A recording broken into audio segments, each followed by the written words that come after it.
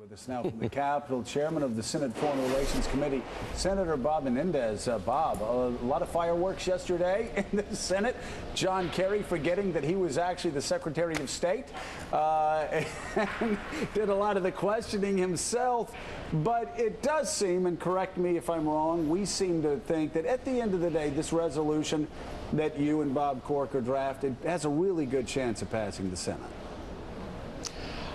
Joe, I think it does. It was drafted in a bipartisan effort with Senator Corker.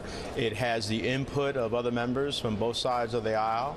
It tries to capture the balance of the views that were expressed yesterday by members of the committee that I think are reflective of members of the Senate.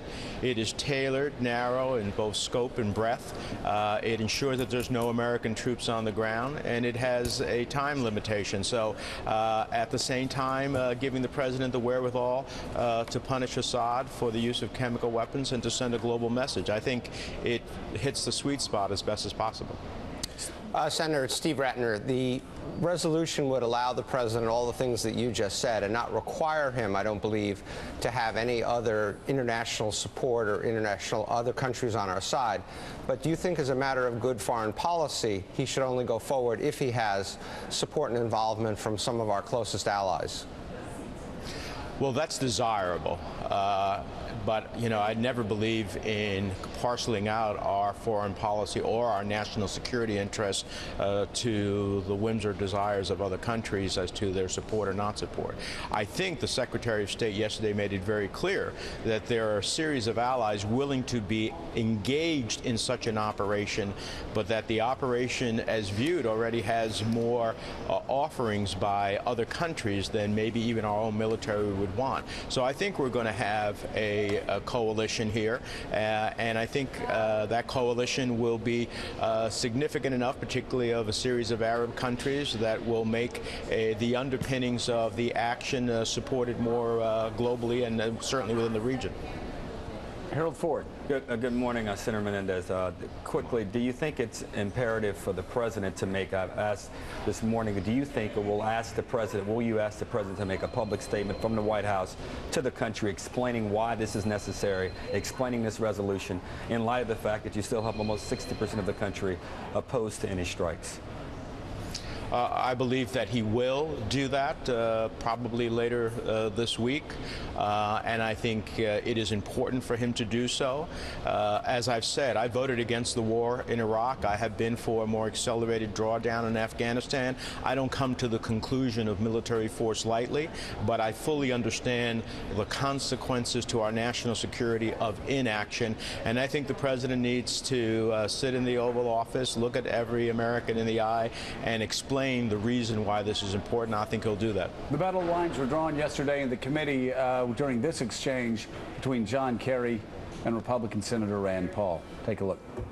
If the United States of America doesn't do this, Senator, is it more or less likely that Assad does it again? You want to answer that question? I don't think it's known. I don't think is it more or less likely that he does it again? You have the attack. I think it's unknown whether it's more or less likely whether you have the attack. Senator, it's not unknown. If the United States of America doesn't hold him accountable on this with our allies and friends, it's a guarantee Assad will do it again.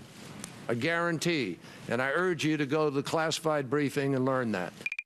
The president is asking for the authority to do a limited action that will degrade the capacity of a tyrant who has been using chemical weapons to kill his own people. But I think by doing so, you announce... It's limited. By doing so, you announce in advance that your goal is not winning. But that's not... And I think the last 50 years of secretaries of defense would say, Senator, if your goal is not to win, you shouldn't be involved. Do you want to go to war in Syria? Of course not. Everybody, 100% of Americans will say no. We say no. We don't want to go to war in Syria either. It's not what we're here to ask. The president is not asking you to go to war.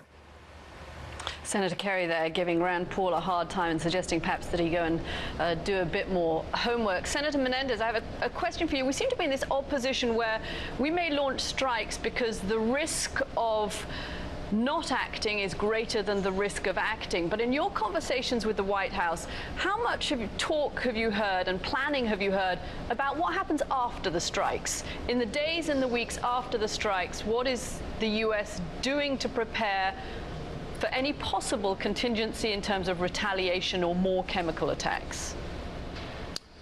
Well, we envision that by virtue of the resolution in which we give the president authorization for the first 60 days, which really he has under the War Powers Act anyhow, so we felt that limiting him beyond the statutory authority wasn't right. And then he has another 30 days if he sees it necessary to do so. And then part of it is we call for a broader Syria strategy in the resolution, which the president must submit to Congress 30 days after the resolution is passed. And that has all the different elements, both political, military, humanitarian, and otherwise. So I think the administration and members have asked questions in both public and in briefings about the follow-on, and I think there has been a significant amount of planning, thinking about what are the consequences, hopefully by both punishing Assad in terms of degrading and deterring him from using chemical weapons again. There is also a consequence to his overall ability, and that may push us closer to what we wanted to see in Geneva II, which the Russians even agreed to, is a negotiation that ultimately changes the reality in Syria and permits for a transitional government moving towards an elected government at the end of the day. Now, that is a desired goal. We'll see if that can happen. All right, Chairman, thank you so much. Greatly appreciate you being here. Good to be with you.